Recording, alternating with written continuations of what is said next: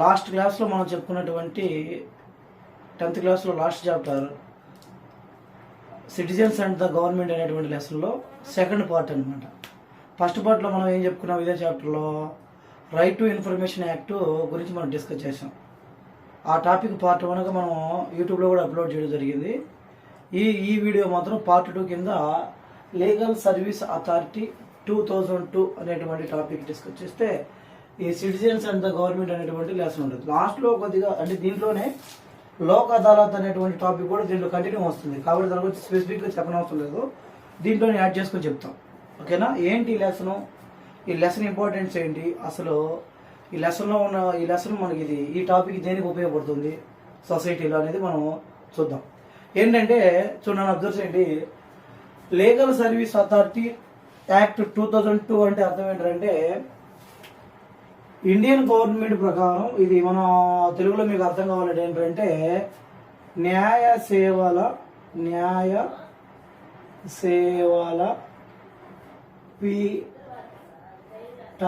పీఠాల చట్టం అంటాం. అంటే భారతదేశంలో ఫస్ట్ స్టార్టింగ్ వినండి, బాగా క్లారిటీ వినండి, నోట్ చేసుకునే పాయింట్స్. ఇండియాలో ఫస్ట్ టైము 1987లో ఇండియన్ గవర్నమెంట్ ఒక చట్టం చేయడం జరిగింది, ఒక యాక్ట్ చేయడం జరిగింది. అదేంటంటే న్యాయ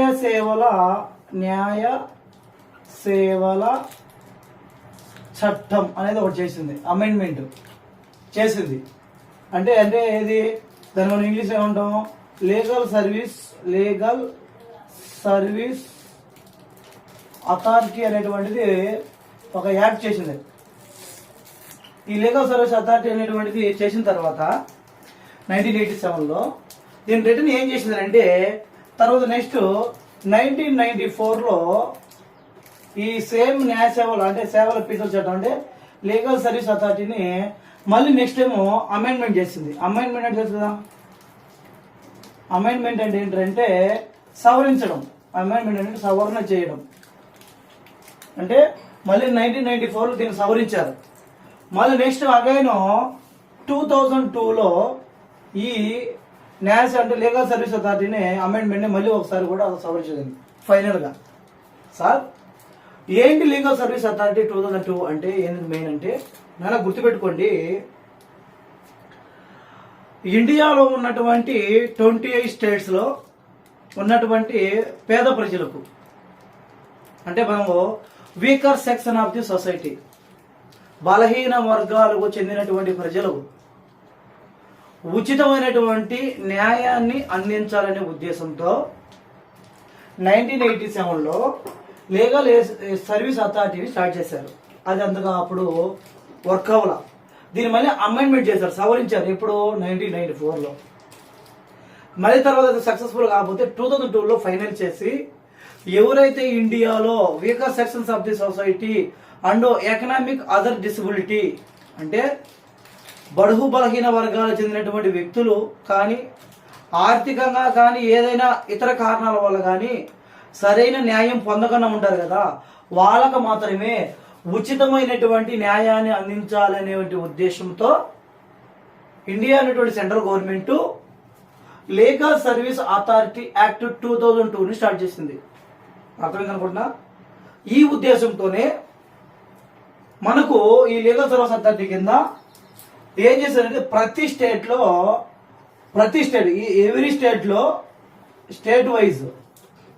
స్టేట్ వైజ్ ఏం చేసిందంటే స్టేట్కి ఒక లోక్ అదాలత్ అనేటువంటిది స్టార్ట్ చేసింది. లోక్ అదాలత్ అనేది స్టార్ట్ చేసింది. అంటే ప్రతి ఒక్క స్టేట్లో కూడా ఒక లోక్ అదాలత్ ఉంటుంది. లోక్ అదాలత్ అంటే ఏంటి, ఇంకా లీగల్ సర్వీస్ అథారిటీ ఇది స్టార్ట్ చేసుకున్నాం, ఫ్రీగా ఉచితంగా న్యాయం అందించాలా.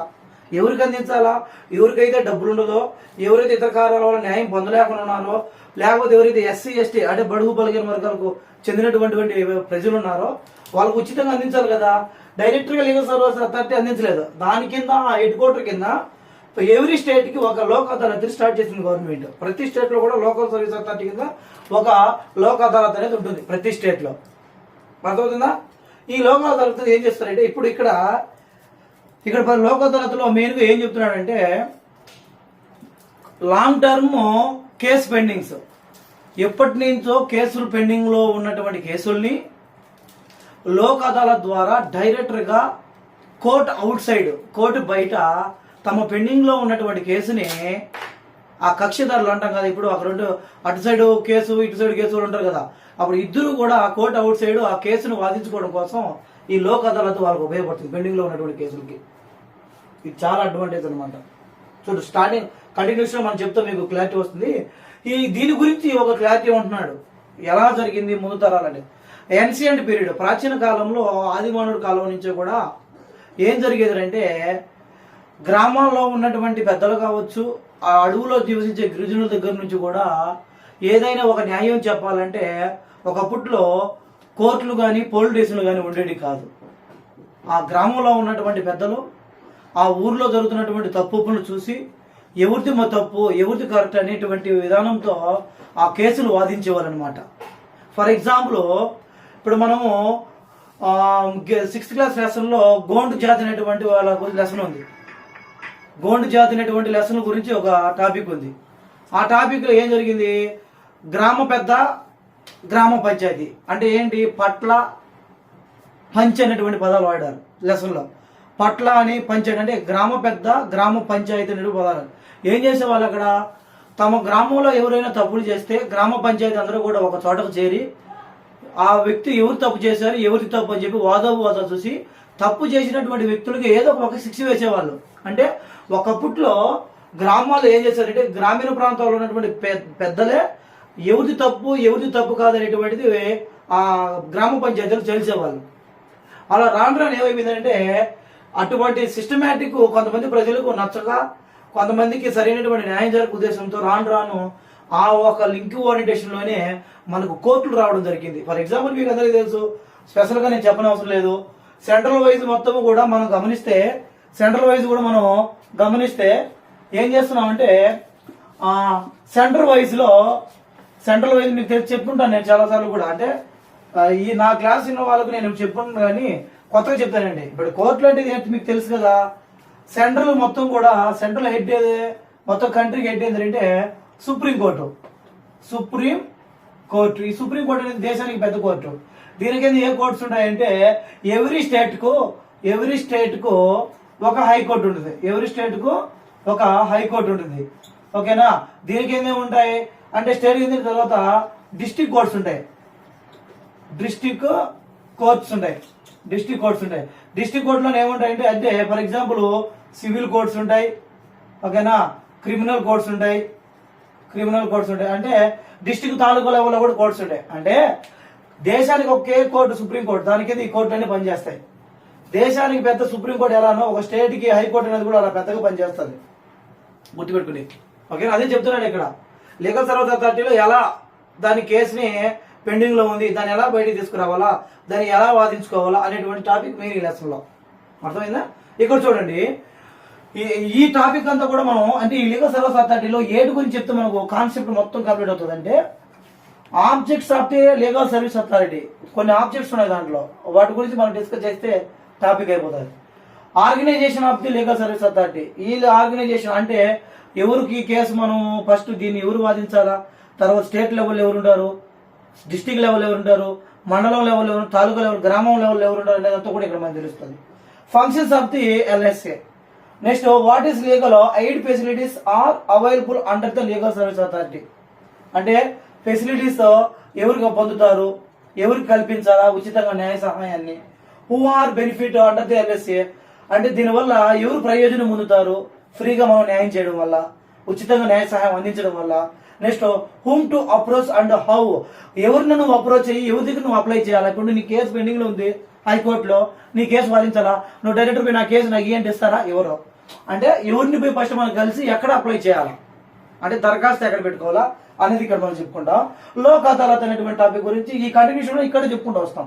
స్పెసిఫిక్ ఇక్కడ ఏం చెప్పడం అవసరం లేదు, లాస్ట్ ఫినిషింగ్ టచ్ అనమాట ఇక్కడ. ఓకేనా.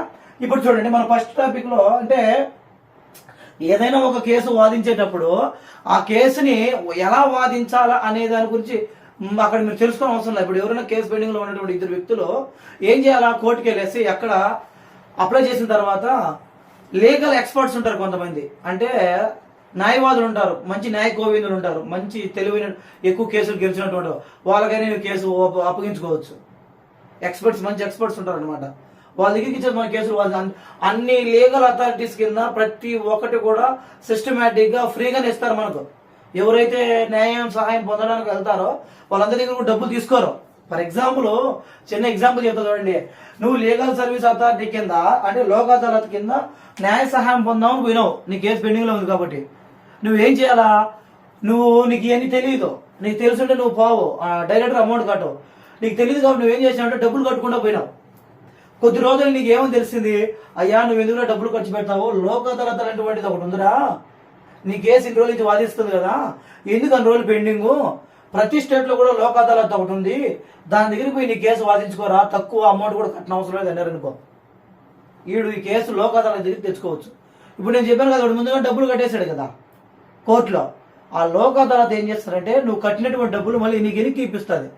ఎందుకు? దీని రూల్ ఏంటి? ఉచితమైనటువంటి న్యాయ సహాయం అందించాలనేటువంటి ఉద్దేశం అంతే కదా.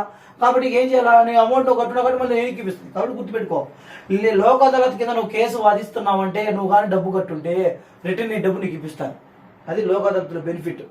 ఇప్పుడు చూడండి ఎక్కడ ఉంటున్నాడు చూడండి, లీగల్ సర్వీస్ అథారిటీ కింద ఏంటి ఆబ్జెక్ట్స్ అంటే ఈ ఆబ్జెక్ట్ అనేటువంటివి ఏమున్నాయి మెయిన్ గా మనం కానీ గమనిస్తే ఇక్కడ ఆబ్జెక్ట్స్ ఏమున్నాయండి మనం గమనిస్తే objects of LSA.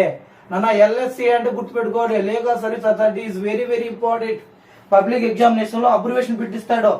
Full form of LSA అంటాడు. L అంటే లీగల్, S అంటే సర్వీసు, A అంటే authority. It's very very important, గుర్తుపెట్టుకో. ఖచ్చితంగా 1 మార్క్ క్వశ్చన్స్ అడుగుతాడు 10th క్లాస్ బిట్ ఓరియంటేషన్ లో. ఈ ఆబ్జెక్ట్ అంటే ఉద్దేశాలు. ఉద్దేశం ఏంటి అసలు? ఆబ్జెక్ట్ అంటే ఉద్దేశం, దాని ఎయిమ్ ఏంటి అసలు? లీగల్ సర్వీస్ అథారిటీ ఎయిమ్ ఏంటి నేను ముందుగా లెసన్ లో చెప్పేసాను. ఏంటి? First point, weaker section of the society. First note చేసుకోండి కంపల్సరీ పదాలు, it's very very important. Weaker section of the society. Weaker section of the society అంటే భారతదేశంలో ఎవరైతే బడుగు బలహీన వర్గాలకు చెందినటువంటి వ్యక్తులు ఉంటారో వారికి ఉచితంగా న్యాయ సహాయం అందించడం దీని ఉద్దేశం. ఫస్ట్ పాయింట్, వాళ్ళు ఎవరుంటారో weaker section of the society అంటే SC ST, ఓకేనా, అంటే ట్రైబల్ పీపుల్స్ ఉంటారు కదా, మైనార్టీస్, వీళ్ళందరినీ కూడా బడుగు బలహీన వర్గాలు అంటారు. అంటే weaker section of the society వీళ్ళు మన దేశంలో, కాబట్టి వీళ్ళకు ఉచితంగా న్యాయ సహాయం అందిస్తుంది. ఓకేనా. సెకండ్ పాయింట్ ఏంటంటే సెకండ్ టాపిక్ ఏంటంటే ఎకనామిక్ అండ్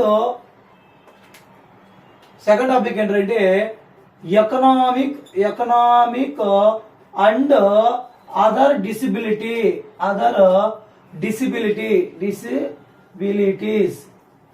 డిసిబిలిటీస్ అంటే ఆర్థికంగా గాని లేదా ఏ ఇతర కారణాల వల్ల గాని అతని కేసు వాదించుకోలేకపోతే వాడు కూడా లోక్ అదాలత్కు వచ్చి అంటే లీగల్ సర్వీస్ అథారిటీ కింద, అయ్యా నా దగ్గర డబ్బు లేదు, అయ్యా నేను పేదవాడిని, నేను కాళ్ళు లేని వాడిని, కుంటోని గుడ్డోని అని కానీ నువ్వు కానీ వాళ్ళు చెప్పుకుంటే ఈ లీగల్ సర్వీస్ అథారిటీ కింద లోక్ అదాలత్ ఏం చేస్తానంటే నీ కేసును ఉచితంగా వాదిస్తుంది.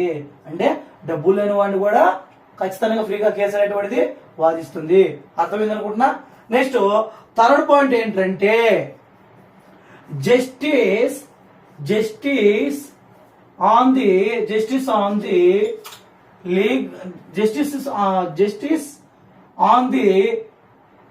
ఈక్వల్ ఆపర్చునిటీస్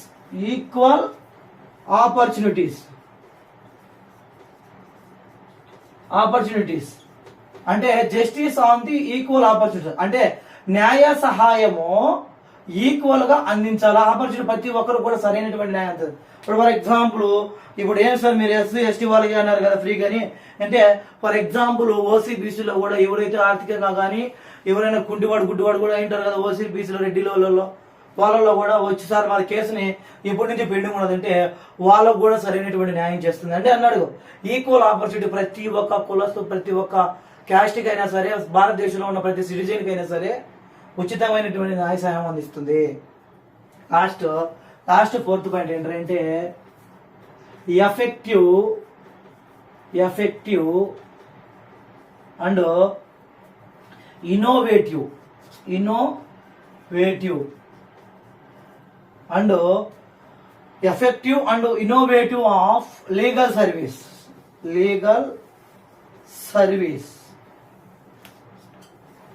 చూడండి. ఎఫెక్టివ్ ఎలా ఎఫెక్టివ్ అంటే మంచి ఆహ్లాదకరమైనటువంటి వాతావరణంలో, కోర్టు అవుట్ సైడ్, కోర్టు బయట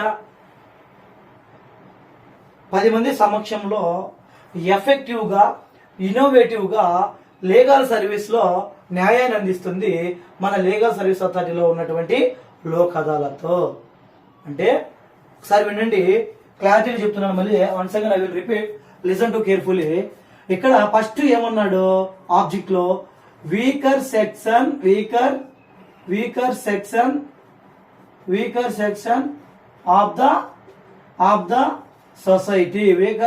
ఆఫ్ ద సొసైటీ అంటే భారతదేశంలో ఉన్నటువంటి బడుగు బలహీన వర్గాలకు చెందినటువంటి వ్యక్తులకు ఉచితమైనటువంటి న్యాయ సహాయం అందించడం ఒక ఉద్దేశం. రెండో ఉద్దేశం, ఎకనామిక్ అండ్ అదర్ డిసబిలిటీస్, డబ్బులు లేకుండా కానీ లేదా ఏ ఇతర కారణాల వల్ల కానీ ఉచితమైనటువంటి న్యాయ సహాయం ఎవరైతే పొందకుండా ఉంటారో వాళ్ళకు మాత్రమే ఉచిత న్యాయ సహాయం అందిస్తుంది. Second one, justice on the equal opportunities, న్యాయాన్ని భారతదేశంలో ఉన్నటువంటి అందరికీ కూడా సమానమైనటువంటి అవకాశాలు కల్పించి ఉచితంగా న్యాయ సహాయం అందిస్తుంది. నెక్స్ట్, ఎఫెక్టివ్ గా ఇన్నోవేటివ్ గా లీగల్ సర్వీస్ అథారిటీ అనేటువంటి దాంట్లో మన లోక్ అదాలత్ ఫ్రీగా ఈ కేసులు వాదిస్తుంది. ఇది మనకి ఇచ్చినటువంటి object of the LSA, legal service authority 2002. అర్థమైందా? Are you understand or not? ఇది మనకి ఇచ్చినందు. Next, organisations of LSA. ఓకేనా? ఫంక్షన్స్ అనేటువంటి టాపిక్ లో ఆర్డర్ మనం చెప్పుకుంటూ వస్తాం. ఓకేనా? గుర్తుపెట్టుకోండి. ఇప్పుడు మనం చెప్పుకునేటువంటి టాపిక్ ఏంటంటే లీగల్ ఆర్గనైజేషన్ ఆఫ్ LSA. ఇక్కడ చాలా ఇంపార్టెంట్ టాపిక్ ఉందన్న, ప్రతి ఒక్క ఇన్ఫర్మేషన్ ఉంటుంది ఇక్కడ. మీరు రాసుకునేటప్పుడు నీట్ గా నోట్ చేసుకోండి. ఎందుకంటే ఆర్గనైజేషన్ ఆఫ్ LSA అనేటువంటి టాపిక్ చాలా బిగ్గా, ఇక్కడే మన కాన్సెప్ట్ అర్థం కావాలా. అంటే ఏంటి, ఎవరిని మనం కన్సల్ట్ అవ్వాలా, సెంటర్లో ఎవరుంటారు కేసు వాదించడానికి, స్టేట్ లెవెల్లో ఎవరుంటారు కేసు వాదించడానికి, డిస్ట్రిక్ట్ లెవెల్లో ఎవరుంటారు కేసు వాదించడానికి, తాలూకా లెవెల్లో ఎవరుంటారు కేసు వాదించడానికి, మండలం లెవెల్లో ఎవరుంటారు కేసు వాదించడానికి అనేటువంటిది హెడ్గా వస్తాం. సెంట్రల్ లెవెల్లో ఉన్నటువంటి నేషనల్ అంటే నల్సా అంటాం, నేషనల్ లీగల్ సర్వీస్ అథారిటీకి హెడ్ ఎవరు, స్టేట్ లెవెల్ లీగల్ సర్వీస్ అథారిటీకి హెడ్ ఎవరు, డిస్ట్రిక్ట్ లెవెల్ లీగల్ సర్వీస్ అథారిటీకి హెడ్ ఎవరు, తాలూకా ఆర్ మండల్ లెవెల్లో లీగల్ సర్వీస్ కమిటీస్ కి హెడ్ ఎవరు అనేది ఆర్డర్ చెప్తా. మీరు నీట్ గా రాసుకోండి, ఎక్కడ కూడా కన్ఫ్యూజ్ అవ్వద్దు. ఇక్కడ మనకు నెక్స్ట్ చెప్పుకునేటువంటి సెకండ్ టాపిక్ ఏంటంటే ఆర్గనైజేషన్ ఆఫ్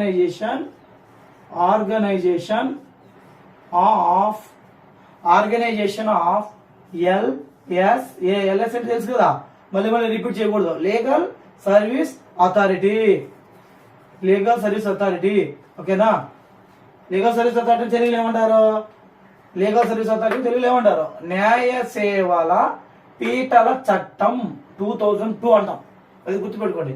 ఇప్పుడు ఆర్గనైజేషన్, ఇప్పుడు మీకు షార్ట్ కట్ లో నేను ఒక ప్రొఫార్మా రాస్తా.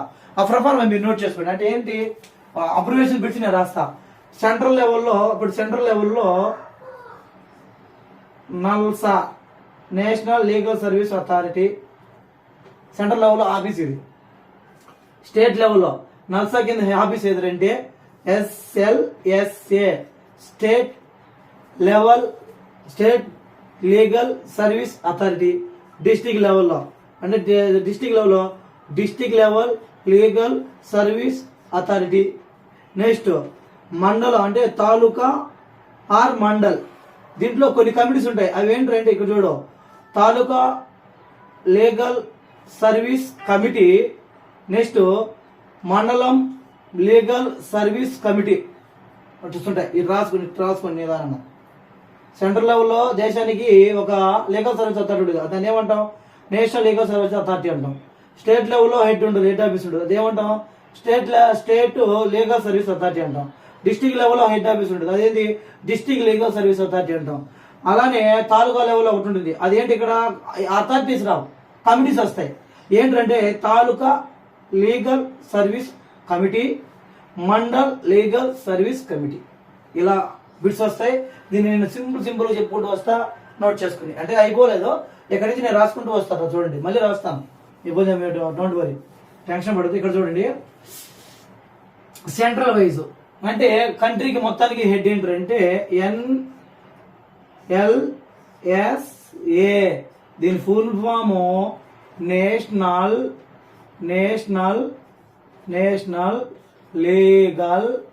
Legal service authority.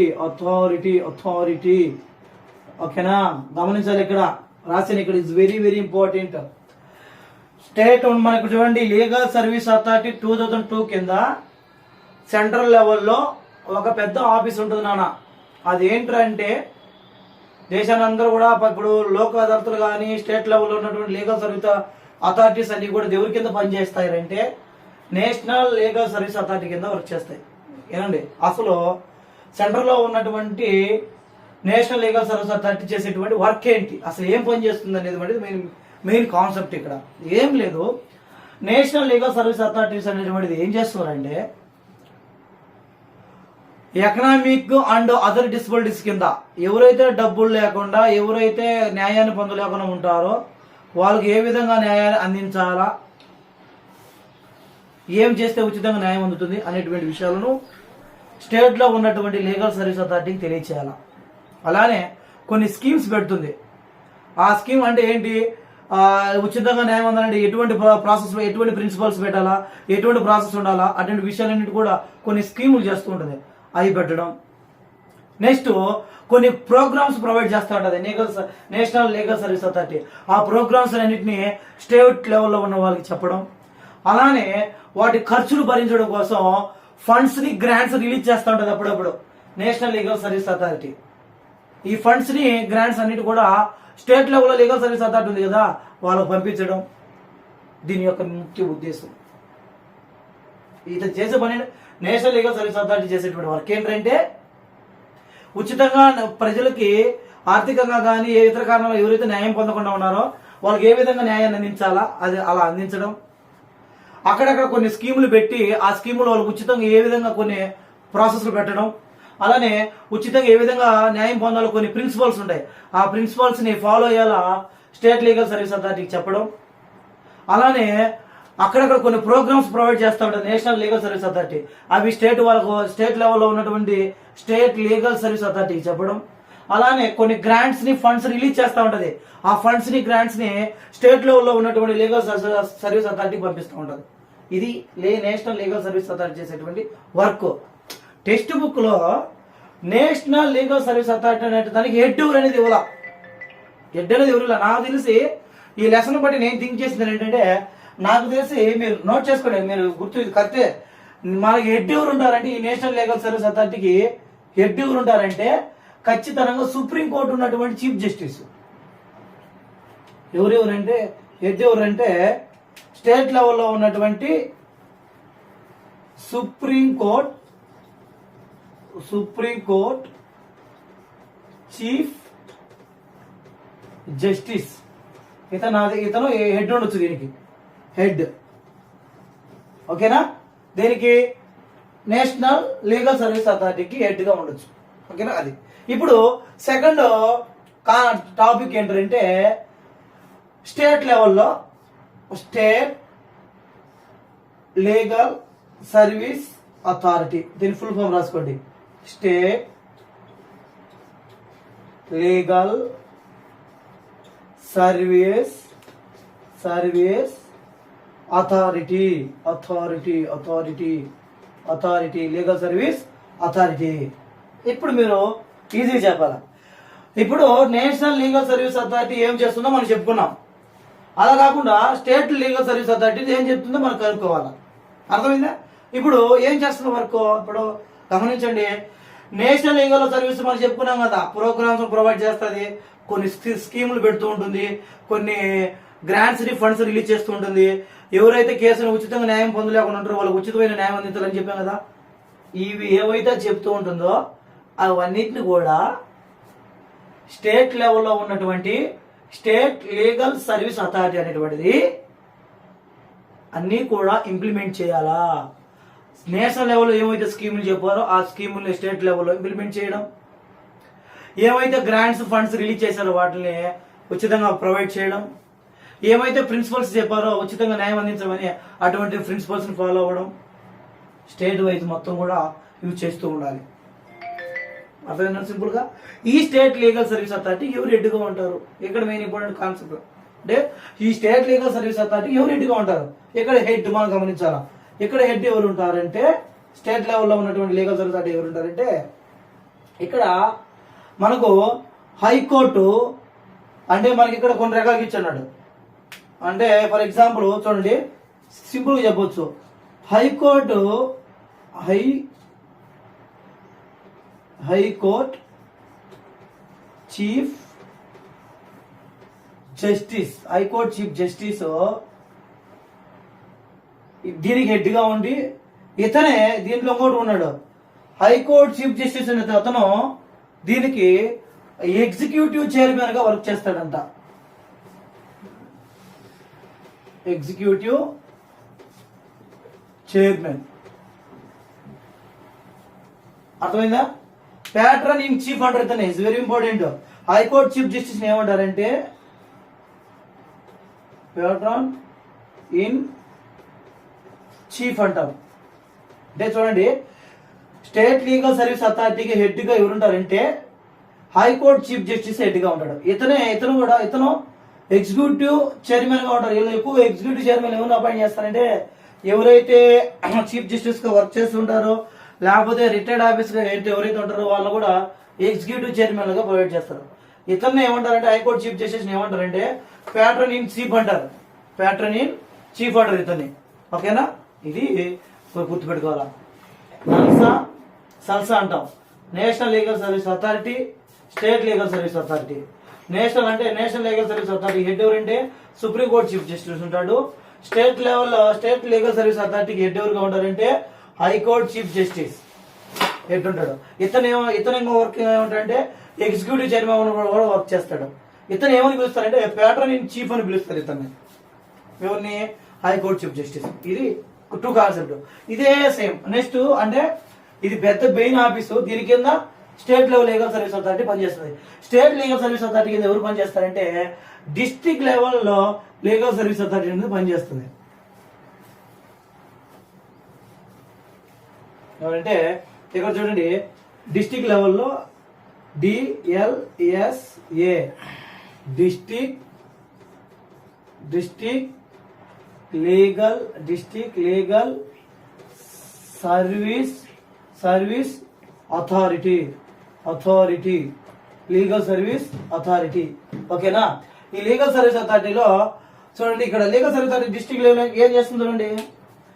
National legal service authority చెప్పింది ఏమేమైతే చెప్తుందో అవన్నీ కూడా state legal service authority implement చేస్తుంది స్టేట్లో. అంటే ఎట్లా ఇంప్లిమెంట్ చేసింది స్టేట్ లెవెల్లో? ఇప్పుడు మన స్టార్టింగ్ చెప్పుడు ప్రతి స్టేట్ లో నేషనల్ లో ఉన్నటువంటి లీగల్ సర్వీస్ అథారిటీస్ ఏం చెప్పింది, ప్రతి స్టేట్ లో కూడా ఒక లోక్ అదాలత్ ఉంది కదా. అంటే నేషనల్ లీగల్ సర్వీస్ అథారిటీ ఏం చెప్పినా స్టేట్ లెవెల్లో ఉన్నటువంటి state legal service authority Lok Adalat ద్వారా ఉచితంగా న్యాయాన్ని ప్రొవైడ్ చేయాలి. దేని సర్వీస్ అథారిటీ ప్రొవైడ్ చేయదు కదా, అది కమిటీ. ఎవరి ద్వారా ఉచితంగా న్యాయాన్ని ప్రొవైడ్ చేయాలా?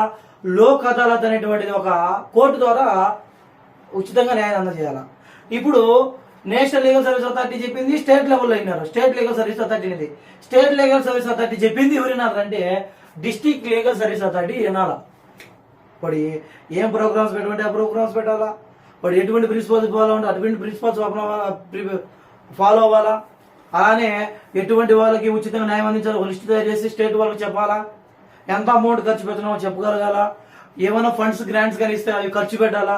ప్రతి ఒక్క విషయాన్ని కూడా డిస్ట్రిక్ట్ లెవెల్లో district legal service authority implement చేయాలా ఖచ్చితంగా.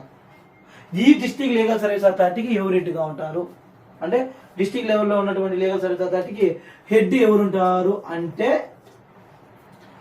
డిస్టిక్ లో ఉన్నటువంటి డిస్టిక్ జడ్జ్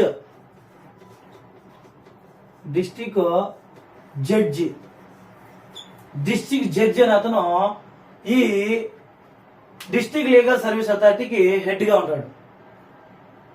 అర్థమైందా? అంటే ఈ డిస్టిక్ లెవెల్లో ఉన్నటువంటి అంటే సివిల్ కోర్ట్స్ ఉంటాయి, క్రిమినల్ కోర్ట్స్ ఉంటాయి. అలా టెక్స్ట్ బుక్ లో మనకి ఇవ్వలేదు. డైరెక్ట్ గా డిస్టిక్ లీగల్ సర్వీస్ అథారిటీకి హెడ్ ఎవరు ఉంటారంటే డిస్టిక్ జడ్జ్ అనే అతను ఉంటాడు. వీళ్ళలో రిటైర్డ్ ఆఫీసర్ కానీ వర్కింగ్ పీపుల్ లో ఉన్నటువంటి అతను కూడా ఉంటాడు. ఎక్స్ ఆఫీసియో చైర్మన్ అంటారు వీళ్ళని ఏమంటారంటే డిస్టిక్ జడ్జిలని. అంటే ఏ వర్క్ ద్వారా పనిచేస్తారంటే డిస్టిక్ జడ్జిలు ex officio chairman.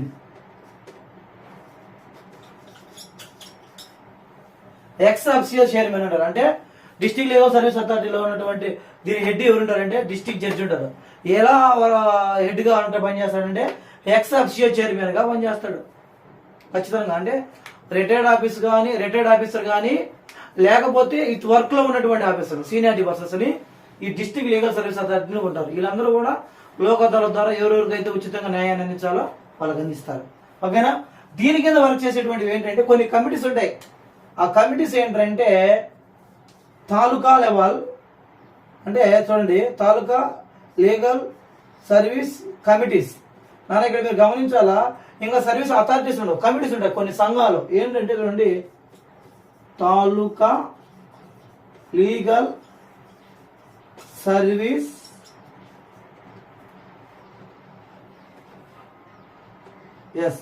Service committees. ఈ కమిటీస్ ఉంటాయి ఎక్కడ తాలూకా లెవెల్లో. అలానే మండలం లెవెల్లో కూడా లీగల్ సర్వీస్ కమిటీస్ ఉంటాయి. అంటే మండల్ లీగల్ సర్వీస్ కమిటీస్ ఉంటాయి. ఓకేనా? బాగా చూడన్నా, నేషనల్ లీగల్ సర్వీస్ అథారిటీ కింద state legal service authority work చేస్తుంది. స్టేట్ లీగల్ సర్వీస్ అథారిటీ కింద డిస్ట్రిక్ట్ లీగల్ సర్వీస్ అథారిటీ పనిచేస్తుంది. డిస్ట్రిక్ట్ లీగల్ సర్వీస్ అథారిటీ కింద తాలూకా లీగల్ సర్వీస్ కమిటీస్ పనిచేస్తాయి. తాలూకా లెవెల్ లీగల్ సర్వీస్ కమిటీ కింద మండల level legal service committees work చేస్తాయి. ఇవన్నీ కూడా ఏం చేస్తాయి, ఏవైతే డిస్ట్రిక్ట్ లెవెల్ చెప్తుందో అటువంటి పనులన్నిటి కూడా లోక్ అదాలత్ను ప్రొవైడ్ చేసి ఉచితంగా న్యాయాన్ని అందిస్తుంటాయి. డిస్ట్రిక్ట్ లెవెల్ లీగల్ సర్వీస్ ఏదైతే చెప్తూ ఉంటుందో అవన్నీ పనులు కూడా తాలూకా లెవెల్లో కానీ మండలం లెవెల్లో కానీ చేస్తుంటారు. ఇక్కడ చూడండి, ఇక్కడ మన ప్లేస్ సరిపోతుంది, ఇక్కడ పైన రాస్తున్నా, ఇక్కడ రఫ్ చేస్తున్నా. ఈ తాలూకా లెవెల్ అండ్ మండలం లీగల్ సర్వీస్ అథారిటీస్ కి రెండింటికి కలిసి హెడ్ ఎవరు ఉంటారంటే సీనియర్ సివిల్ జడ్జ్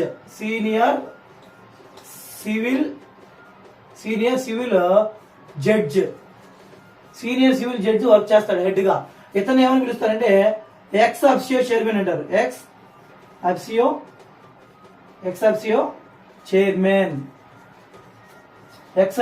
అని పిలుస్తారు ఇతను కూడా.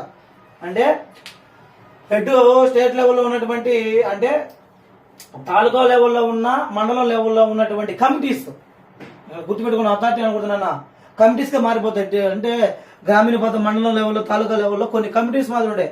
ఆ కమిటీస్ గా విడిపోయేసి కమిటీస్ గా పనిచేస్తూ ఉంటారు, చెప్తూ ఉంటారు, మోటివేట్ చేస్తూ ఉంటారు గ్రామీణ ప్రాంతంలో. అయ్యా మీరు ఎందుకు డబ్బులు పెట్టుకోవడం, లోక్ అదాలత్ ఉంది, ఫ్రీగా డబ్బులు అసలు అవసరమే లేదు, ఫ్రీగా ఉచితంగా న్యాయం సహాయం పొందొచ్చు, ఫాస్ట్ గా నువ్వు అంటే వితౌట్ ఎక్స్పెన్సెస్, ఎటువంటి ఖర్చు లేకుండా షార్ట్ టర్మ్ లో అంటే తక్కువ టైంలో ఉచితమైనటువంటి న్యాయ సహాయాన్ని పొందొచ్చు. దేని ద్వారా పొందొచ్చు అంటే లోక్ అదాలత్ అనేటువంటి దాని ద్వారా ఒక సర్వీస్ అథారిటీస్ ఉన్నాయి, నీకు ఉచితంగా న్యాయాన్ని ప్రొవైడ్ చేస్తాయని చెప్పేసి వీళ్ళు మోటివేట్ చేస్తారు. వీళ్ళు మోటివేట్ చేస్తే డిస్ట్రిక్ట్ లెవెల్లో పోయేసి చెప్పుకోవచ్చు. డిస్ట్రిక్ట్ లెవెల్లో కాకపోతే state level legal service authority చెప్పుకోవచ్చు లోక్ అదాలత్ కింద. అది కూడా కాదంటే నేషనల్ లెవెల్లో లీగల్ సర్వీస్ అథారిటీ కింద కూడా మనం చెప్పుకోవచ్చు. అర్థమైందా? అంటే ఈ తాలూకా లెవెల్లో మండలం లెవెల్లో వీటి కూడా హెడ్ ఉన్నారు. ఎవరుంటారంట? సీనియర్ సివిల్ జడ్జి అని అతను హెడ్ గా పనిచేస్తాడంట. ఇతను ఎలా వర్క్ చేస్తాడంటే ఎక్స్ ఆఫీసియో చైర్మన్ గా పనిచేస్తాడంట. అర్థమవుతుందా? ఇది మనకు ఆర్గనైజేషన్ ఆఫ్ ఎల్ఎస్ఏ అంటే ఆ ఎల్ఐసి అనేటువంటి దాంట్లో మనకు మెయిన్ గా ఇదే ఈ కాన్సెప్ట్ మనకు గుర్తుపెట్టుకోవాల్సింది. హెడ్ ఎవరు, దాని ఫుల్ ఫామ్ ఏంటి, ఏమని పిలుస్తారు అనేటువంటిది టాపిక్. అర్థమవుతుంది అనుకున్నా ప్రతి టాపిక్ కూడా నోట్ చేసుకోండి. నెక్స్ట్ టాపిక్ మనం ఫంక్షన్స్ ఆఫ్ ఎల్ఎస్ఏ. ఏంటి functions of LSA? Functions of LSA లో కూడా మనకు కొన్ని కాన్సెప్ట్లు ఉన్నాయి, అవి నీట్గా రాస్తాను, అవి నోట్బుక్ లో క్లియర్ చేసుకోండి. Functions of LS. ఇప్పుడు మనం చూడండి నెక్స్ట్ కాన్సెప్ట్ లో functions of the LSA. Functions of LSA ఏంటి అసలు? ఫంక్షన్స్ ఆఫ్ ఎల్ఎస్ఏ అంటే లీగల్ సర్వీస్ అథారిటీ ఏం చేయాలి, ఏం చేసి తన యొక్క రూల్స్ ని రెగ్యులేషన్స్ ఫాలో అవ్వాలనేది ఇక్కడ ఇచ్చినాడు. ఫంక్షన్స్ ఆఫ్ లీగల్ సర్వీస్ అథారిటీలో ఫస్ట్ వన్ ఏంటంటే give legal services to persons who satisfy the criteria laid down under this act. అంటే లీగల్ సర్వీస్ అథారిటీస్ కింద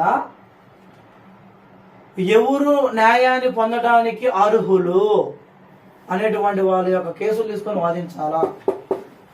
ఎవరు అర్హులు ఈ లీగల్ సర్వీస్ కేసు ఉంది, వాళ్ళ కేసులు వాదించాలా. ఇప్పుడు అర్హులైన వాళ్ళకి ఉచితంగా న్యాయం అందించడం. Next conduct Lok Adalat. అంటే నేషనల్ లీగల్ సర్వీస్ అథారిటీ ప్రతి స్టేట్ లో లోక్ అదాలత్ అనేటువంటి న్యాయాన్ని అందించేటువంటి కొన్ని అవుట్ సైడ్ కోర్ట్స్ ని ప్రొవైడ్ చేయాలా ప్రతి స్టేట్ లో. అంటే 28 స్టేట్స్ ఉంటే 28 స్టేట్స్ లో 28 లోక్ అదాలత్స్ ఉండాలి. ఒక్కొక్క స్టేట్ లో ఒక లోక్ అదాలత్ ఉండాలి. అంటే లీగల్ సర్వీస్ అథారిటీస్ కింద ప్రతి స్టేట్ లో కూడా లోక్ అదాలత్ ని కండక్ట్ చేయాలి. Third point preventive and strategic legal aid programmes. ఖచ్చితపూర్వకమైనటువంటి స్ట్రాటజిక్ నమ్మకమైనటువంటి కొన్ని ఎయిడ్ ప్రోగ్రామ్స్, లీగల్ ప్రోగ్రామ్స్ ని ప్రొవైడ్ చేయాలి ప్రతి స్టేట్ లో. Perform such other functions as the legal service authority fixes by regulation. Perform such other functions as the legal service authority fixes by the regulation. ఏవైతే legal service authorities కింద rules regulations ఉన్నాయో ఆ functions ని ఖచ్చితంగా perform చేయాలి, వాటిని పాటించాలి, వాటిని అమలు చేయాలి అనే ఉద్దేశంతో ఈ ఫంక్షన్స్ ని ఖచ్చితంగా లీగల్ సర్వీస్ అథారిటీ అనేటువంటిది ప్రొవైడ్ చేస్తుంది. ఖచ్చితంగా ఇక్కడ చూడండి క్రైటీరియా డౌన్ అండర్ కింద ఉన్నటువంటి యాక్ట్ కింద ఉన్నటువంటి పర్సన్స్ ఎవరైతే అర్హులు ఉన్నారో వాళ్ళ కేసులు వాదించుకోవాలా. ప్రతి స్టేట్ లో కూడా లోక్ అదాలత్ ని స్టార్ట్ చేయాలా. ఎక్కడైనా సరే preventive strategic legal aid programmes provide చేయాలా. Perform of the such other functions legal service authorities కింద మనకు ఈ రెగ్యులేషన్ యాక్ట్స్ మనం ఫాలో అవ్వాల్సి ఉంది. ఎవరు మనం అంటే లీగల్ సర్వీస్ అథారిటీ 2002 కింద national legal service authority follow అవ్వాల్సింది. అది ఫాలో అయిందంటే ఆటోమేటిక్గా ఎవరు ఫాలో అవ్వాలా? State legal service authorities follow అవ్వాల్సింది. State legal service authority follow అయిందంటే ఆటోమేటిక్ ఎవరు ఫాలో అవ్వాలా? డిస్ట్రిక్ట్ లెవెల్లో ఉన్నటువంటి లీగల్ సర్వీస్ అథారిటీ ఫాలో అవ్వాలా. District legal service authority follow అయిందంటే ఆటోమేటిక్ ఎవరు ఫాలో అవ్వాలా? తాలూకా లెవెల్లో ఉన్నటువంటి taluka legal service committees follow అవ్వాలా. తాలూకా లెవెల్లో ఆటోమేటిక్గా ఫాలో అయితే మండలం లెవెల్లో ఉన్నటువంటి లీగల్ సర్వీస్ కమిటీస్ ఫాలో అవ్వాలా. అర్థమైందా? ఇది functions of the LSA. Next fourth concept what legal aid facilities are available under LSA. ఓకేనా? అది మనం నోట్ చేసుకోండి. పాయింట్స్ నోట్ చేసుకుని 4 పాయింట్స్ నోట్ చేసుకోండి. 1 2 3 4 ఈ పాయింట్స్ నోట్ చేయండి. ఫస్ట్ వన్ రాసుకోండి. Give legal service to persons who satisfy the criteria laid down of the under this act. Conduct the Lok Adalat. Second point. Third point, preventive and strategic legal aid programs. Fourth point, perform such other functions as the legal service authority fixes by the regulation. Note చేసుకోండి. Okay, ఇప్పుడు చూడండి, మీరు video చూసేటప్పుడు దాన్ని stop చేసి views లో పెట్టుకొని note చేసుకోండి పాయింట్స్. ఓకేనా? చూడండి, నెక్స్ట్ టాపిక్ ఏంటంటే నెక్స్ట్ టాపిక్ ఆర్గనైజ్. అంటే ఇక్కడ చూడండి, థర్డ్ టాపిక్ లో మనం ఏం రాస్తున్నామంటే వాట్ లీగల్ ఎయిడ్ ఫెసిలిటీస్. మీరు సైడ్ ఎయిటింగ్స్ కూడా రాసుకోండి, నేను రాసేటిది వాట్ లీగల్ ఎయిడ్ ఫెసిలిటీస్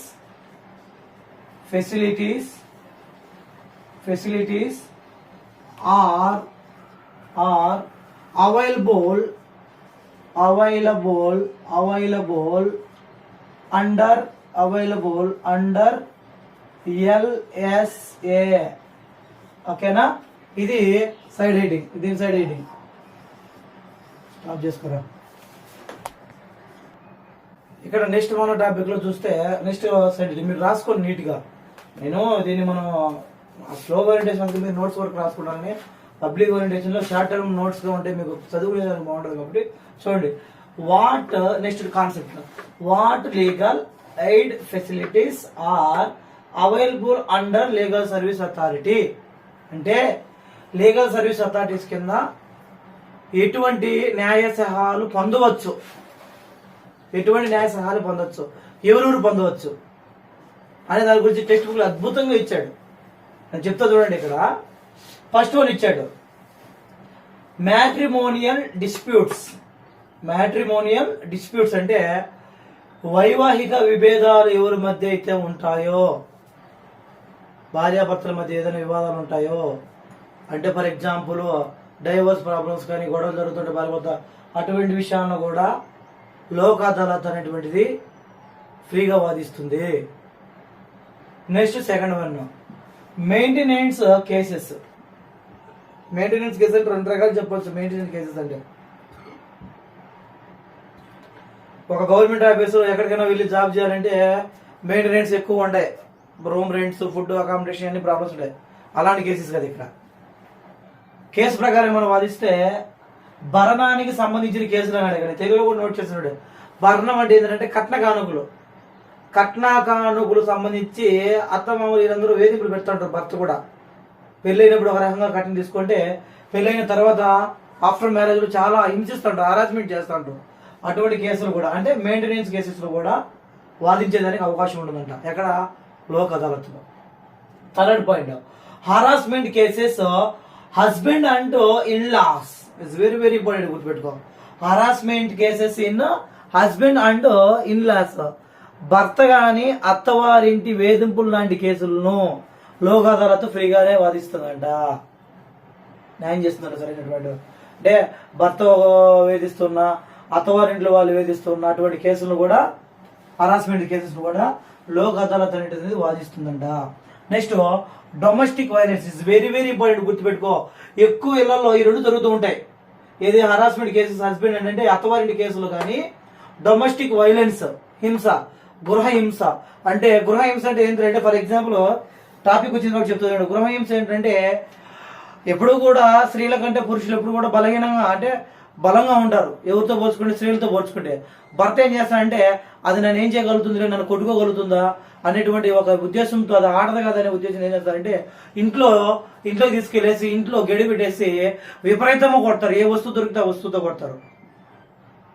ఆడది ఎదురు తిరగలేక భర్తనే భయంతో వాడు ఏ వస్తువులతో, కత్తితో కొట్టిన కత్తితో నరికించుకుంటుంది, వాడు కట్టి తీసుకొని కొట్టిన కట్టితో కొట్టించుకుంటుంది, వాడు ఏ వస్తువులో తీసుకున్నా అంటే రిటర్న్ ఆ పురుషుడితో పోట్లాడలేదు. కొంతమంది సైకోలుగా ప్రవర్తిస్తూ ఉంటారు.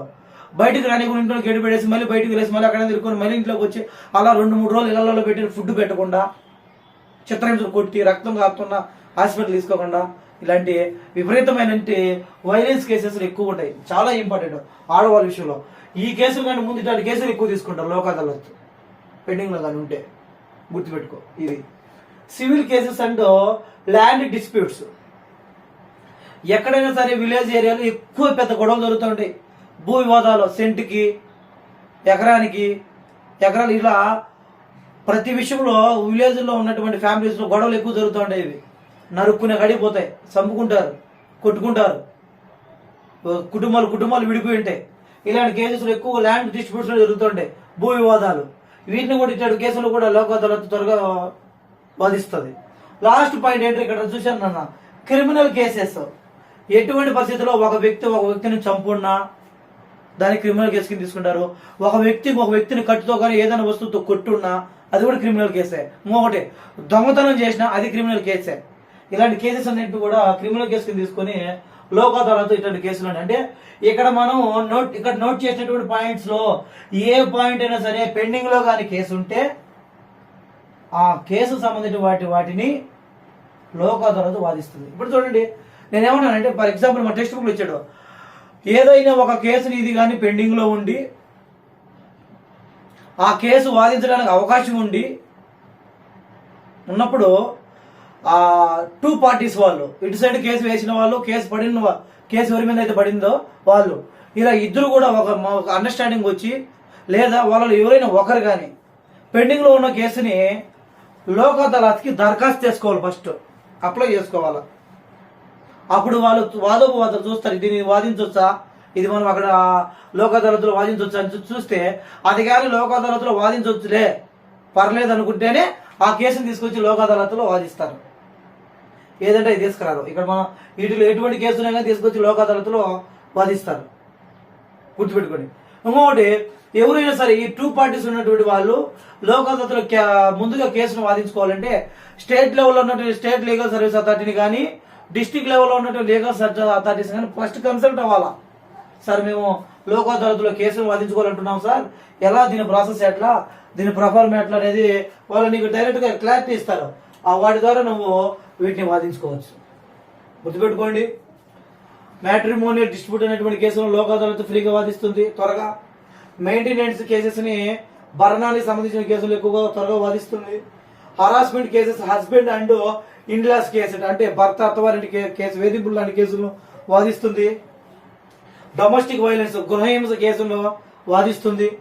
సివిల్ కేసెస్ అంటే ల్యాండ్ డిస్ప్యూట్స్, భూ వివాదాల కేసులను వాదిస్తుంది ఫ్రీగానే. క్రిమినల్ కేసెస్ ఇలాంటి కేసెస్ ని లోక్ అదాలత్ ఫ్రీగా త్వరగా వాదించడం జరుగుతుంది. ఇట్స్ వెరీ వెరీ ఇంపార్టెంట్, గుర్తుపెట్టుకోండి. ఈ కేసెస్ మనం నోట్ చేసుకున్న ప్రతి పాయింట్ కూడా చదువుకునేటప్పుడు చాలా సింపుల్ గా ఉంటుంది. ఓకేనా? ఇది నెక్స్ట్ కాన్సెప్ట్ ఏంటంటే మనం కానీ గమనిస్తే ఇక్కడ మనం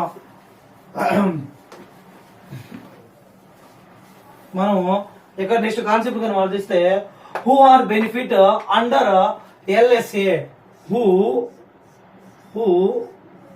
are benefit under LSA, who are benefit under LSA. Next మనం ఇక్కడ డిస్కస్ చేసినటువంటి టాపిక్ ఏంటంటే who are benefit under LSA అంటే ఎవరెవరు ఈ లోక్ అదాలత్ ద్వారా బెనిఫిట్ పొందొచ్చు, ఎవరు బెనిఫిట్స్ ఉంటాయి అండర్ లీగల్ సర్వీస్ అథారిటీ అనేటువంటిది మనం ఇక్కడ కానీ గమనిస్తే ఎవరెవరు లీగల్ సర్వీస్ అథారిటీ కింద మనం బెనిఫిట్ పొందుతారంటే ఫస్ట్ మనం గమనిస్తే ఎస్సీ ఎస్టీ వాళ్ళు లోక్ అదాలత్ ఆలోచించకుండానే కేసు వాదిస్తుంది. ఎందుకంటే స్టార్టింగ్ లో మనం చెప్పాం కదా, weaker section of the society, ఎవరైతే బలహీన వర్గాలు అయితే ఉన్నారో వాళ్ళ కేసుల్ని త్వరగా వాదిస్తుంది, వీళ్ళు బెనిఫిట్ పొందుతారు లీగల్ లోక్ అదాలత్ ద్వారా. అర్థమవుతుందా? Second one, victim of trafficking in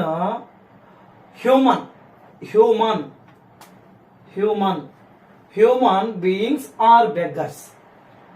a victim of trafficking అంటే మానవుల అక్రమ రవాణా మరియు భిక్షాటకులు, అడుక్కున్న వాళ్ళు అనకూడదు, మనం పదం వాడాలి ఎక్కడంటే అక్కడ మన పదాలు వాడకూడదు. మీకు తెలియదు కాబట్టి చెప్తున్నాము.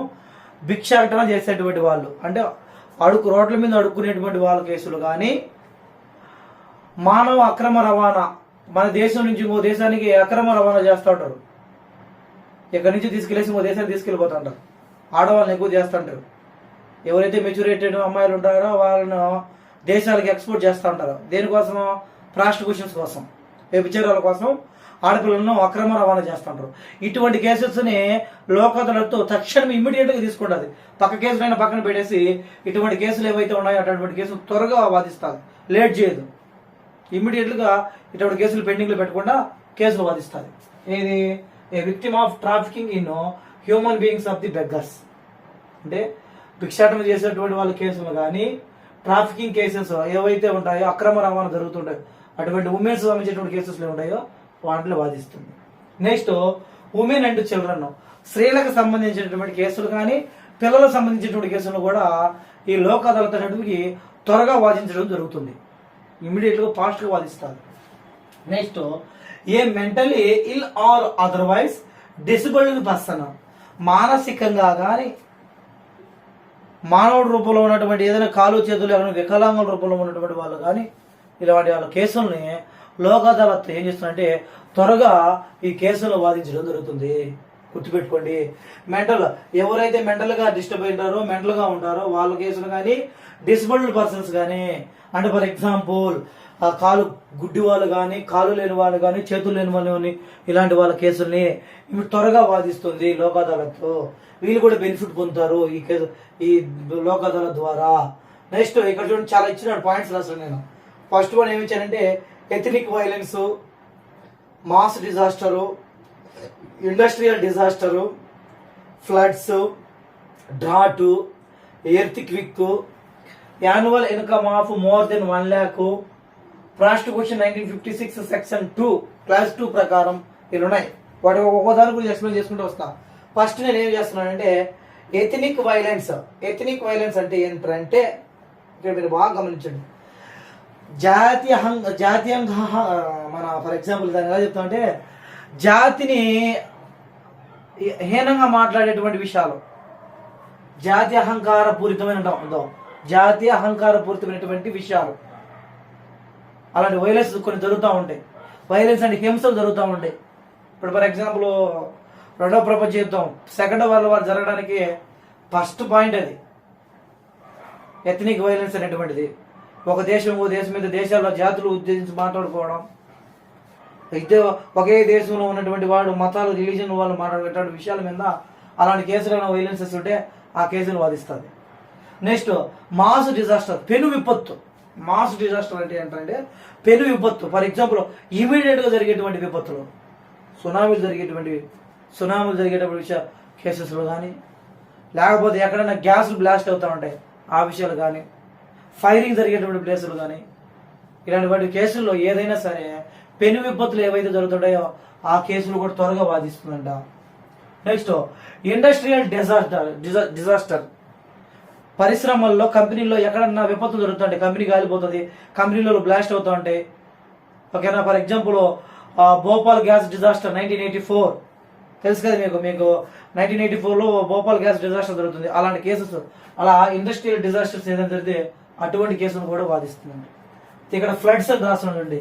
ఫ్లడ్స్ వరదలకు సంబంధించి ఏదైనా నష్టపోయి ఉంటారు ప్రజలు, ఇల్లులు కొట్టుకొని ఉంటారు, పశువులు కొట్టుకొని ఉంటారు, చాలా జనాభా చనిపోయింటారు. ఇలాంటి విషయాల మీద కూడా కేసు పెండింగ్ పెట్టకూడదు. కాబట్టి ఫ్లడ్స్ సంబంధించిన విషయాలు కూడా తీసుకుంటాయి. నెక్స్ట్ డ్రాట్స్ అంటే ఏంటంటే కరువు కాలాలకు సంబంధించి ఉంటాయి.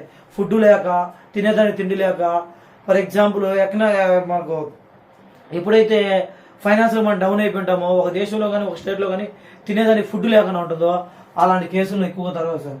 అంటే డ్రాట్ అంటే ఏంటంటే కరువు కేసెస్. ఎర్త్ క్విక్ అనేది ఇచ్చాడు ఇక్కడ, భూకంపం. అది కూడా మనకి ఏం చేస్తుంది, డిజాస్టర్ అంటాం. డిజాస్టర్ అంటే అది కూడా ఫ్లడ్స్ కానీ, ఫ్లడ్స్ ఒక డిజాస్టరే, ఎర్త్ క్విక్ కూడా డిజాస్టరే. అంటే భూకంపాలు సంబంధించినటువంటి, అంటే భూకంపాలు సంభవించి ఇల్లు కూలిపోయి జనాభా చనిపోయింటారు కదా, వాళ్ళకి ఏదైనా న్యాయం చేయాలనే ఉద్దేశంతో లోక్ అదాలత్ కూడా అటువంటి కేసులు తీసుకుంటుంది, త్వరితగతిగా వాదిస్తుంది. Annual income of more than 1 lakh, సంవత్సర కాలానికి ₹1,00,000 ఆదాయం, ఒక సంవత్సరానికి ఆదాయం ₹1,00,000 ఉంటారు చూడండి మినిమం, వాళ్ళ కేసులు వాదిస్తుంది. ఇప్పుడు ఎంత సింపుల్, ఇప్పుడు ఎవరు పట్టినా 4 lakhs 5 lakhs 2 lakhs అంటారు. 1 lakh అంటే ఎవరంటే ఎస్సీ ఎస్టీ కేటగిరీలో ఉన్న వాళ్ళు కానీ వాళ్ళకి పేదవాళ్ళకి మోర్ దెన్ 1 lakh కింద బిలో ఉంటుంది, అబోవ్ ఉండదు. అంటే బిలో 1 lakh ఎవరైతే యాన్యువల్ ఇన్కమ్ ఉంటుందో వాళ్ళ కేసులు వాదించి వాళ్ళకి న్యాయం చేస్తుంది. Next prostitution of 1956 section 2 class ప్రకారం, జే క్లాస్ ప్రకారం ఎవరైతే వ్యభిచారాలు చేస్తూ ఉంటారో, వ్యభిచారమైనటువంటి ఆడవాళ్ళు వ్యభిచారం అంటే వ్యభిచార గృహాలు పెట్టుకుని వ్యభిచారం చేస్తుంటారో వాళ్ళ మీద ఏదైనా అంటే వ్యభిచారం సొంతంగా చేపిస్తుంటారు కొంతమంది కొట్టి మరి. 9th క్లాస్లో ఒక చాప్టర్ ఉంది, 9th క్లాస్ లెసన్ అవుతుంది, ఉమెన్స్ ప్రొటెక్షన్ యాక్ట్ అనే ఒక లెసన్ ఉంది. దాంట్లో ప్రాస్టిట్యూషన్ కింద అంటే ఫర్ ఎగ్జాంపుల్ ఏం చెప్తారంటే మీకు నేను చెప్తాను చూడండి, చాలా ఘోరమైన లెసన్ అది, కానీ చాలా బాధాకరమైన సంఘటనలు చెప్తుంది అక్కడ. ప్రాస్టిట్యూషన్ వ్యభిచారం కానీ చేయకపోతే ఇప్పుడు ఏం చేస్తారు, ట్రాఫికింగ్ అని చెప్పినా కదా. ట్రాఫికింగ్ కేసు అంటే మా ఆడవాళ్ళని అక్రమంగా, ఇప్పుడు ఇండియా ఫర్ ఎగ్జాంపుల్ చెప్తా, ఎందుకు నిదానం చెప్తానండి. ఆ ఇండియాలో ఉన్నటువంటి ఒక అమ్మాయిని కిడ్నాప్ చేసి నైట్ ఆ అమ్మాయిని తీసుకెళ్లేసి సింగపూర్ ఏ బ్యాంకాక్ తీసుకెళ్లారనుకోండి, ఆ అమ్మాయికి మొత్తం ఇంజక్షన్ ఇచ్చేస్తారు. ఇక్కడే తీసుకెళ్లేసి ఆ అమ్మాయిని ఒక రూమ్ లో బంధించేస్తారు. అలా ఒక 1 month 2 weeks అలా ఫుడ్ గిట్ పెట్టుకుని కొడతారు విపరీతంగా. తర్వాత ఏం చేస్తాడంటే ఆకలి తట్టుకోలేక, వాడు కొట్టే దెబ్బలు తట్టుకోలేక వాడు ఏం చేయమంటే, అంటే వాడు ఏం చేయమంటాడు, నువ్వు వ్యభిచారం చేయాలా, ప్రాస్టిట్యూషన్ చేయాలా, నువ్వు కానీ చేయకపోతే హింసిస్తారు, వైలెన్స్ అండ్ విపరీతమైనటువంటి హింస పెడతారు. వాడు దెబ్బలు తట్టుకోలేక వాడు చేసే పని చేయాలి. ఒకవేళ చేయకపోతే ఏ కాలో ఏ చెయ్యో తీసేస్తారు, కాలు కానీ చేయి కానీ తీసేస్తారు. తీసేసి ఒక 2-3 నెలలుగా 6 నెలలకు తగ్గిపోయిన తర్వాత, మారిపోయిన తర్వాత ఒక గిన్నె ఇస్తారు. రోడ్ల కాడనో లేకపోతే ఎక్కడ మసీదులు కానో గుడ్డు కాడ కూర్చొని అడుక్కొని రావాలా. వాళ్ళు సాయంత్రం ఇంత టార్గెట్ పెడతారు, నువ్వు రోజుకి 1000 రూపాయలు సంపాదించుకొని రావాలంటే నీ ఎంత హీనంగా అడుక్కుంటేనే 1000 రూపాయలు లెక్క వస్తుంది. ఆ 1000 రూపాయలు కానీ సంపాదించుకొని ఇంటికి రాకపోయినావు అనుకో, కొట్టడం కానీ, అన్నం పెట్టడం కానీ, చంపడం కానీ జరుగుతుంది. అంత విపరీతమైనటువంటి గవర్నమెంట్ సంఘటనలు ఉంటాయి ఆడవాళ్ళ విషయంలో. ఇలా అందుకోసం కోర్టులు ఏం చేస్తాయంటే స్త్రీలకు సంబంధించేటువంటి కేసెస్ని త్వరితగతంగా ఫాస్ట్గా షార్ట్ టర్మ్లోనే వాదిస్తాయి. వాళ్ళ దగ్గర డబ్బులు కూడా తీసుకో. లోక్ అదాలత్లో అదే చెప్పారు, అయ్యా మీరు లోక్ అదాలత్లో కేసు వాదించేటప్పుడు ఏదన్నా ఆడవాళ్ళు ఉమెన్స్ కేసెస్ కానీ ఉంటే త్వరగా వాదించండి అనేటువంటిది మెయిన్ పాయింట్గా చెప్పారు అక్కడ. ఆ సూపర్గా ఉంటుంది 9th class chapter women's protection act అనేటువంటిది ఎక్సలెంట్గా ఇచ్చున్నాడు అక్కడ. ట్రాఫికింగ్ కేసు గురించి, ప్రాస్టిట్యూషన్ గురించి, ఓకేనా. అది మనకు ఇచ్చినటువంటి దాంట్లో benefits under the LSA. Who are benefit, ఎవరు బెనిఫిట్ పొందినారు, ఎస్సీ ఎస్టీ వాళ్ళు బెనిఫిట్ పొందుతారు. Victim of trafficking case womens or beggars benefit పొందుతారు. ఉమెన్స్ స్త్రీలు వాళ్ళు అంటే ఉమెన్స్ ఆర్ చిల్డ్రన్స్ బెనిఫిట్ పొందుతారు. Mentally or otherwise disabled persons benefit పొందుతారు. ఇక్కడ ఎథనిక్ వైలెన్స్ అనే వాళ్ళు బెనిఫిట్ పొందుతారు. మాస్ డిజాస్టర్స్ వాళ్ళు బెనిఫిట్ పొందారు. ఇండస్ట్రియల్ డిజాస్టర్ వాళ్ళు బెనిఫిట్ పొందారు. ఫ్లడ్స్ వాళ్ళు కావచ్చు, ఫ్లడ్స్ వాళ్ళు ఇబ్బంది పడిన వాళ్ళు కావచ్చు, డ్రాట్స్ వాళ్ళు కరువు ఇబ్బందులు పడిన వాళ్ళు కావచ్చు, ఎర్త్క్వేక్ భూకంపాల వాళ్ళు ఇబ్బంది పడిన వాళ్ళు కావచ్చు, సంవత్సరం కాలంలో 1 లక్ష రూపాయల కంటే ఆదాయం తక్కువ ఉన్న వాళ్ళు కావచ్చు, అక్కడ ప్రాస్టిట్యూషన్ వ్యభిచారం కింద ఇబ్బంది పడిన వాళ్ళు కూడా ఈ లీగల్ సర్వీస్ అథారిటీ కింద, లోక్ అదాలత్ కింద బెనిఫిట్ పొందుతారు. ఓకేనా, ఇది మనకి ఇచ్చినటువంటి who are benefit under the legal service authority. ఓకేనా. నెక్స్ట్ టాపిక్ ఏంటంటే చూడండి, మీరు రాసుకోండి, నోట్ చేసుకొని నేను చూడండి, నీట్గా రాసుకోండి. అంటే పియూస్లో పెట్టుకొని స్టాప్ చేసి పెట్టుకొని నీట్గా రాసుకోండి. నేను అందుకే టాపిక్ వీడియోలో మీకోసం అది ఇస్తున్నా. ఓకేనా. నెక్స్ట్ చూడండి, క్లీన్ చేస్తున్నాను. నెక్స్ట్ వచ్చేసి whom to approach whom to approach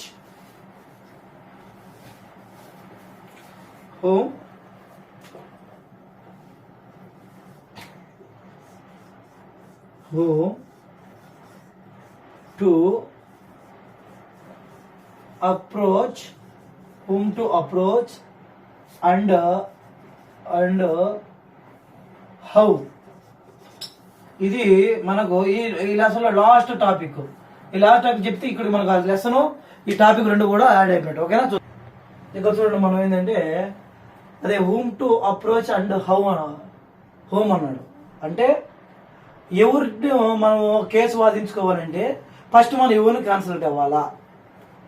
అసలు ఎవరికి నేను చెప్పాను కదా, మన కేసు వాదించుకోవాలి, మన డైరెక్టర్ బాగూడదు, ఫస్ట్ అప్లై చేసుకోవాలి, దరఖాస్తు చేసుకోవాలి. ఎవరికి చేసుకోవాలి దరఖాస్తు?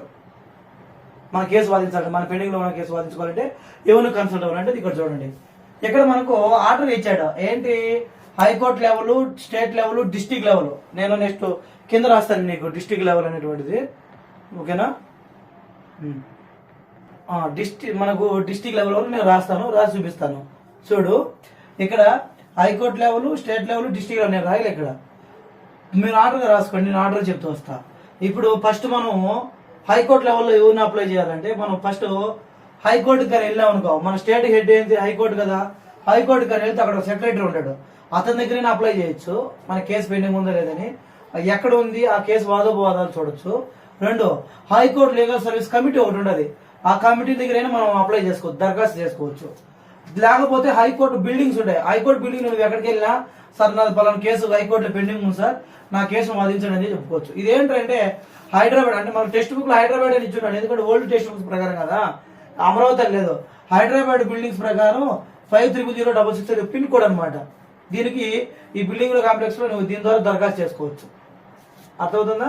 ఇప్పుడు స్టేట్ లెవెల్ అన్నావు అనుకో, స్టేట్ లెవెల్లో నువ్వు డైరెక్ట్ ఎక్కడ అప్లై చేయొచ్చు? ఆంధ్రప్రదేశ్ మంది, ఆంధ్రప్రదేశ్ ఎక్కడ అంటే మెంబర్ సెక్రటరీ అన్న అతని దగ్గర కూడా నువ్వు అప్లై చేసుకోవచ్చు.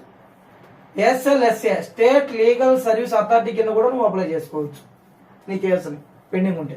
నెక్స్ట్ న్యాయ సేవా సదన్ అనేటువంటి ఒక బిల్డింగ్ ఉంటాయి, ప్రతి స్టేట్ లో ఉంటాయి న్యాయ సేవా సదన్ అనేటువంటి బిల్డింగ్స్, అక్కడ కూడా నువ్వు కేసు వాదించుకోవచ్చు. నెక్స్ట్ సివిల్ కోర్టు బిల్డింగ్స్ ఉంటాయి, ఈ సివిల్ కోర్టు బిల్డింగ్స్ కూడా నువ్వు ఎక్కడైనా సరే ఆ బిల్డింగ్స్ దగ్గరికి వెళ్ళేసి, ఇప్పుడు మనం హైకోర్టు బిల్డింగ్స్ ఎలా అయితే అంటున్నామో మన కేసు గురించి వాదించున్నామో, అలా సివిల్ కోర్టు బిల్డింగ్స్ దగ్గర కూడా వెళ్ళేసి నువ్వు కేసు వాదించుకోవచ్చు. హైకోర్టు కాంప్లెక్స్ ఉంటాయి, ప్రతి స్టేట్ హైకోర్టు ఉంటుంది కదా, అక్కడ కాంప్లెక్స్ ఉంటాయి, ఆ హైకోర్టు కాంప్లెక్స్ దగ్గర కూడా నువ్వు కేసు వాదించుకోవచ్చు. నీ కేసెస్ లో ఏవైతే ఉన్నాయో ఆ కేసు నువ్వు వాదించుకోవచ్చు. ప్రతి ఒక్కటి కూడా గుర్తుపెట్టుకో. అంటే హైకోర్టు లెవెల్ కావాలంటే సెక్రటరీ దగ్గరికి వెళ్ళాలి, సెక్రటరీ దగ్గరికి వెళ్ళొచ్చు, హైకోర్టు లీగల్ సర్వీస్ కమిటీ దగ్గరికి వెళ్ళొచ్చు, హైకోర్టు బిల్డింగ్స్ దగ్గరికి వెళ్ళిన సరే నువ్వు అప్లై చేసుకోవచ్చు, దరఖాస్తు చేసుకోవచ్చు. స్టేట్ లెవెల్ అనుకో మెంబర్ సెక్రటరీ దగ్గరికి వెళ్ళి అప్లై చేయొచ్చు, స్టేట్ లీగల్ సర్వీస్ కమిటీ దగ్గరికి అథారిటీ దగ్గరికి వెళ్ళేసి అప్లై చేసుకోవచ్చు, న్యాయ సేవా సదన్ దగ్గరికి వెళ్ళేసి అప్లై చేయొచ్చు, సివిల్ కోర్టు బిల్డింగ్స్ దగ్గరికి వెళ్ళి అప్లై చేయొచ్చు, అలానే హైకోర్టు కాంప్లెక్స్ దగ్గరికి వెళ్ళి నువ్వు అప్లై చేయొచ్చు నీ కేసుని. ఇది ఇప్పుడు చూడండి, ఇప్పుడు ఈ నోట్ చేసుకో, డిస్ట్రిక్ట్ లెవెల్ మనకు సెపరేట్గా ఉండాల, అంటే డిస్ట్రిక్ట్ లెవెల్ అనేటువంటి దానికి ఎవరి దగ్గర అప్లై చేయాలా, డిస్ట్రిక్ట్ లెవెల్లో ఎవరి దగ్గర అప్లై చేయాలనేది కూడా చూడండి. ఇక్కడ మనం నోట్ చేసుకునే పేరు ఇక్కడ రాస్తుంది చూడండి, మీరు నోట్ చేసుకున్నారు కాబట్టి ఇది ఒక్కటి క్లీన్ చేసిన హైకోర్టుది. ఈ స్టేట్ లెవెల్ ఉంటుంది చూడండి అండి.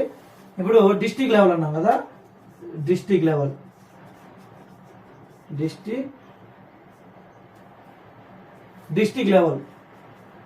లెవెల్లో ఎవరిని మనం చేయాలంటే district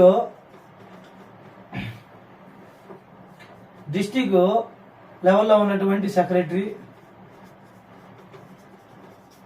next DLSA district legal service authority దగ్గర అప్లై చేసుకోవచ్చు. అలానే డిస్ట్రిక్ట్ లీగల్ సర్వీస్ అథారిటీ మనం అప్లై చేసుకున్న తర్వాత ఇక్కడ కూడా మనకు డిస్ట్రిక్ట్ లెవెల్లో ఎవరుంటారు, లోక్ అదాలత్ ఉంటుంది కదా, కాబట్టి ఇతని దగ్గరే మనం అప్లై చేసుకోవచ్చు. ఓకేనా? మెయిన్గా వచ్చేసి డిస్ట్రిక్ట్ సెక్రటరీ కానీ డిస్ట్రిక్ట్ లీగల్ సర్వీస్ అథారిటీస్ కానీ వీళ్ళ దగ్గర మనం అప్లై చేసుకుంటే మన కేసు అనేటువంటిది వాదించడానికి అవకాశం ఉండదు.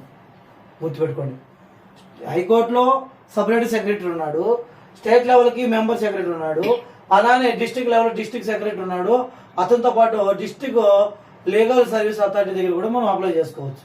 ఇక్కడ కూడా లీగల్ సర్వీస్ కొన్ని బిల్డింగ్స్ ఉంటాయి, ఈ బిల్డింగ్స్ దగ్గర కూడా మనం వెళ్ళేసి అప్లై చేసుకోవచ్చు. ఏది డిస్ట్రిక్ట్ లెవెల్ బిల్డింగ్స్, ఇక్కడికి వెళ్ళేసి మనము మన కేసు గురించి కానీ అప్లై చేసుకుంటే ఏ కోర్టు కానీ నువ్వు డిస్ట్రిక్ట్లో వాదించుకోవాలన్నా, హైకోర్టులో వాదించుకోవాలన్నా, స్టేట్ లెవెల్లో అంటే హైకోర్టులో కానీ హైకోర్టులో కాదు, హైకోర్టు బయట ఉన్నటువంటి లోక్ అదాలత్ కోర్టులో నేను వాదించుకోవాలనుకుంటున్నాను అంటే అక్కడ అప్లై చేసుకోవాలి. స్టేట్ లెవెల్లో ఉన్నటువంటి లోక్ అదాలత్లో నేను అప్లై చేసుకొని లోక్ అదాలత్లో నేను వాదించుకోవాలనుకుంటున్నాను అంటే అక్కడికైనా అప్లై చేసుకోవాలి.